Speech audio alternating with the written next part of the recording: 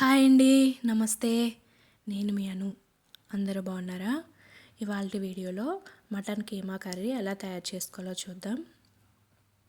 ఇందుకోసం నేను pressure cooker వాడుతున్నాను.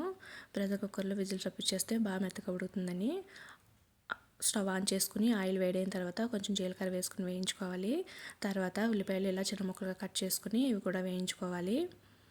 ఇవి వేయించుకున్న తర్వాత పచ్చిమిరపకాయలకి పొడవుగా ఘాట్లు పెట్టుకుని ఇలా ముక్కలుగా కట్ చేసుకుని అవి కూడా వేసుకుని వేయించుకోవాలి. తర్వాత ఇందులో కొంచెం సాల్ట్ పసుపు కూడా వేసి బాగా వేయించుకోవాలి. సాల్ట్ పసుపు వేస్తే ఉల్లిపాయలు అనేవి త్వరగా వేగిపోతాయి. ఇవి ఇలా వేగేటప్పటికి ఇందులో మనము మటన్ క్లీన్ చేసుకుందాం. దీనికోసం కొంచెం పసుపు సాల్ట్ వేసుకుని కడుక్కుని పక్కన పెట్టుకోండి.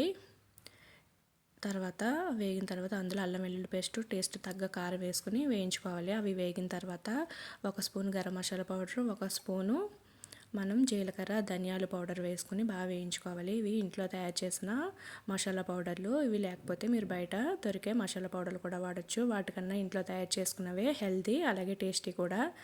మటన్ ఇలా వాటర్ అంతా ఎగిరిపోయే వరకు వేయించుకోండి. ఇలా వేగిన తర్వాత ఇందులో ఒక హాఫ్ గ్లాస్ కన్నా తక్కువ వాటర్ పోసుకొని కుక్కర్కి మూత పెట్టేసుకుని విజిల్ పెట్టేసుకోవాలి. ఈ విజిల్ మనం 4-5 విజిల్స్ వచ్చేస్తే మటన్ బాగా మెత్తగా ఉడికిపోతుంది.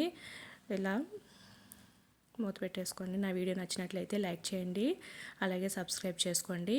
మూత తీసేసిన తర్వాత ఇలా ఉడికిపోయింది. వాటర్ అన్నది ఏం లేకుండా ఇలా ఫ్రైలా అయిపోయింది. టేస్ట్ చూసుకుని లాస్ట్లో కొత్తిమీర జల్లేసుకుంటే మనకి కర్రీ అనేది రెడీ అయిపోయిందండి. Very tasty. అంతే అండి. వీడియో నచ్చితే లైక్ చేయండి. Thank you.